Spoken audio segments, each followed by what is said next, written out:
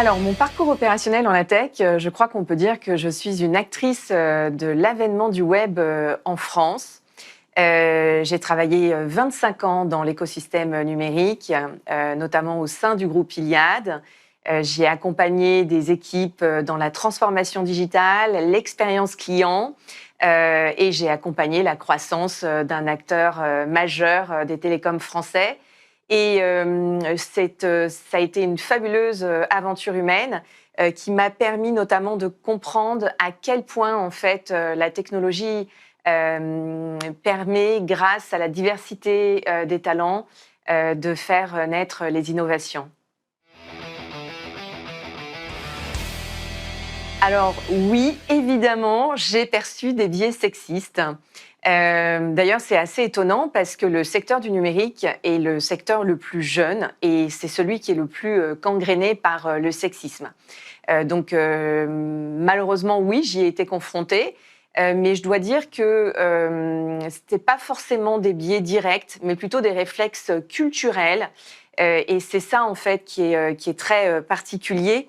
Pour vous donner des exemples très concrets, la parole féminine qu'on va un petit peu moins écouter, les compétences que l'on va devoir davantage prouver. C'est aussi parfois se battre ou se manifester pour avoir une rémunération équitable. Et donc, ça passe aussi par la valorisation de nos actions, marketer ce que l'on fait quand on est une femme.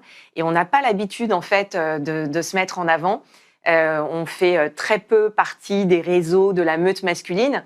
Et donc, ça amène à travailler sur soi. Et puis aussi, je pense peut-être cette idée reçue qui est que ce type de postes ne sont pas faits pour nous. Et c'est ce qui m'a finalement engagée pour créer des environnements plus inclusifs et de façon durable. Alors le déclic que j'ai eu pour me lancer dans le combat de l'égalité professionnelle, c'est finalement la question qu'une journaliste m'a posée, une journaliste des Échos, et qui elle dressait le portrait en fait de cette jeune femme que j'étais, qui dirigeait des milliers de personnes. Et à la fin de l'entretien, elle me pose une question assez inattendue pour moi, qui était: mais vous, qu'est-ce que vous faites pour les femmes ? Et en fait, j'ai pas compris tout de suite la question, même pas du tout. J'ai senti en fait qu'il y avait un malaise et que la journaliste ne comprenait pas non plus ce silence de ma part et cette réponse qui a suivi, qui était: ben, je ne fais rien pour les femmes. Qu'est-ce que vous voulez que je fasse ? Et en fait, j'avais effectivement pas du tout saisi toute la situation et même celle que je vivais en fait, qui me paraissait tout à fait normale. Et cette question, dans le temps, elle m'a finalement percutée, une graine a germé, et j'ai compris qu'il y avait des obstacles invisibles, qu'il y avait ces biais, et qu'il fallait impérativement en fait lutter contre ces derniers. Alors quand je dis lutter, je suis pas une combattante, mais voilà, je trouve que c'est important qu'on ait de l'ambition, qu'on puisse avoir notre place. Et donc c'est là que finalement cette ambition pour l'égalité professionnelle est née. J'ai réfléchi pendant quelques années, j'ai édité un ouvrage en 2019 pour la fin du sexisme. Et puis ensuite, je suis passée de l'éveil des consciences à l'action en créant avec Léna Touchard Women in STEM Europe. Alors, chez Iliad, les différentes actions que j'ai mises en œuvre lorsque j'étais dirigeante ont été essentiellement basées sur la formation. J'avais une équipe de dirigeants, de directeurs d'établissements masculines. Et puis, lors du départ de l'un d'eux pour des raisons personnelles, on a commencé à chercher qui pouvait en promotion interne lui succéder et on n'a eu qu'une flopée de noms masculins. Et là, je me suis dit, mais il y a un problème, pourquoi on n'a pas une seule candidate ? Et j'ai compris que voilà, nous-mêmes, les femmes, on pratiquait parfois cette autocensure. On était parfois aussi notre propre frein et qu'il fallait aider mes collaboratrices à éclore. J'ai donc créé un programme de formation que j'ai appelé Go to Codir, donc qui expliquait bien du coup ce pourquoi il était fait. Et ces collaboratrices ont été accompagnées sur un programme de formation de 18 mois, finance, contrôle de gestion, management, prise de parole en public, confiance, vraiment tout ce qu'on peut décliner. Et ça a été en fait très positif puisque 3 d'entre elles sont devenues directrices d'établissements par la suite. Donc, c'est des établissements qui pilotaient environ 650 salariés. Une autre est devenue responsable de la qualité normative et opérationnelle. Et une autre a pris la casquette de leader de notre académie du leadership. Ce qui prouve que quand on met des actions en place, eh bien effectivement, quand c'est des politiques volontaristes, on peut avoir de très beaux résultats. Et on sait tous aujourd'hui que les équipes mixtes surperforment les équipes non mixtes de 24%. Et donc, c'est dommage de se priver des talents, de tous les talents au sein de nos entreprises. Alors, la place des femmes dans les métiers tech et scientifiques, on peut clairement partir du constat que les femmes sont absentes de la 4e révolution industrielle. Moins de 24% des femmes dans les STEM. STEM, c'est sciences, technologies, engineering, mathématiques.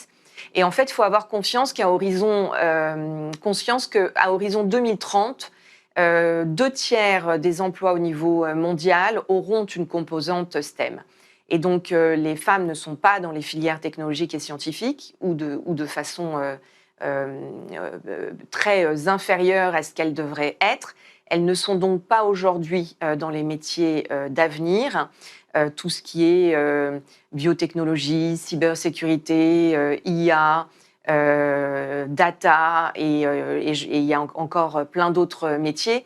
Et donc, on a besoin de susciter des vocations.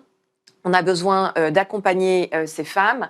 Je pense que c'est pas seulement un sujet de diversité, c'est pas un combat de femmes pour les femmes, c'est plus qu'un enjeu de société. En fait, c'est un enjeu d'humanité à mes yeux, et c'est un sujet de compétitivité. Et donc, c'est important effectivement que la France et l'Europe puissent accompagner des jeunes femmes dans les filières technologiques et scientifiques. Alors, j'ai quitté mes fonctions opérationnelles il y a maintenant 3 ans et demi, et j'ai décidé de me consacrer. Bon, je suis un pur produit tech, hein, vous l'avez compris, donc forcément, je suis dans la tech. D'une part, la création d'un organisme de formation avec un mindset très orienté sur les femmes, puisqu'on forme des femmes à l'intelligence artificielle. Et puis, la création de Women in STEM Europe, qui a pour but justement de créer les conditions d'une inclusion durable des femmes dans ces filières technologiques et scientifiques pour accompagner nos mutations économiques. Donc, c'est vraiment aujourd'hui voilà ce que je fais au quotidien, et je suis pro bono à 50% de ma semaine pour Women in STEM Europe, et que l'on porte avec un plan d'action très précis avec Léna Touchard, mon associée. Alors, Women in STEM Europe est une initiative qui consiste à créer les conditions d'une inclusion durable des femmes dans ces différentes filières. Concrètement, on agit sur 3 axes. Le premier, on a un média intergénérationnel. On peut nous retrouver sur YouTube, TikTok, LinkedIn, Instagram. On part du principe qu'on ne peut pas devenir ce que l'on ne voit pas. Et donc, on met en évidence, on met des femmes en lumière, d'horizons très diversifiés, pour montrer celles qui déjà font avancer la science, la tech. Donc, c'est important effectivement qu'on puisse créer ces rôles modèles, montrer qu'elles existent, que c'est possible. Donc ça, c'est une première grande action. On fait des ateliers également. On va dans les écoles, les prépas, les IUT, les écoles d'ingé, les lycées, et on espère bientôt les collèges, pour ouvrir le champ des possibles à toute cette génération. On a également un tour de France, et donc on passe dans toutes les grandes agglomérations françaises, toujours pendant 3 à 4 jours, pour aller à la rencontre des territoires, des différents écosystèmes, des associations locales, des écoles, comme je le disais. Et puis, on crée un event où on donne la parole, en fait, à un panel de femmes étudiantes, scientifiques, chefs d'entreprise, profils plutôt institutionnels, pour échanger sur tous ces sujets. Et on a pris l'engagement cette année de former 1000 femmes à l'intelligence artificielle de façon gratuite et 300 étudiantes qu'on forme également aux soft skills de façon gratuite. Donc voilà nos actions. Évidemment, on a plein d'idées pour 2026 et on voit qu'effectivement, ça commence à résonner, notamment dans une période où, il faut quand même le dire, le droit des femmes recule sur le plan mondial et on voit bien qu'en fait, il y a une fragilité absolue aujourd'hui sur le droit des femmes et notamment notre émancipation financière à moyen terme, puisqu'on n'est pas dans les filières qui vont nous permettre de gagner notre vie dans les prochaines années. Alors, mes meilleurs conseils pour des femmes qui veulent se projeter dans la tech. Bon, je crois que c'est évident, c'est oser, c'est ne pas avoir de frein. On n'a pas besoin d'être ingénieur pour aller dans la tech. On a besoin d'une diversité de profils, de visions, d'idées. Et donc, voilà, toutes les femmes sont les bienvenues, toutes celles qui peuvent contribuer à faire avancer l'innovation et nos sociétés aujourd'hui. Donc, il faut oser. Je leur dirais également que il faut se former en continu parce que l'IA est une opportunité, il faut la saisir maintenant. Et donc, formez-vous à l'intelligence artificielle.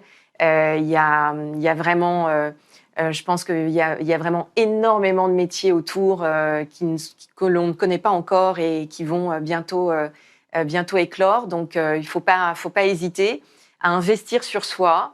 Et globalement, voilà, faut foncer. Donc, c'est vraiment le message que j'ai envie de relayer. Et quand on est maman, c'est aussi prendre garde à l'éducation de ses garçons et de ses filles et pouvoir leur dire également que ce sont de beaux métiers et que l'avenir va se jouer justement dans ces métiers où on pourra participer à la transformation numérique, participer à la transition environnementale et avoir de l'impact dans notre société. Et ça, je crois que c'est majeur. Alors, nos objectifs au sein de Women in STEM Europe, je vous parlais de ce que nous réalisions cette année. Eh bien, on espère faire bien plus d'événements en France et notamment une capitale européenne au cours de l'année 2026. On forme 1000 femmes cette année, on espère en former 2000 ou 3000 en IA et peut-être 600 ou 900 étudiantes sur des soft skills. Donc, c'est vraiment upgrader tous nos objectifs.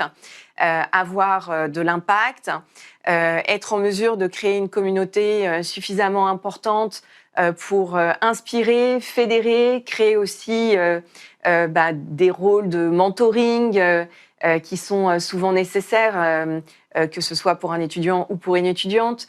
Et donc d'aller sur tous ces sujets parce que c'est pas seulement, je dirais, notre objectif, il est culturel au-delà des chiffres et c'est ça qui est important pour nous demain, c'est d'avoir de l'impact, de changer les codes et de faire bouger les lignes.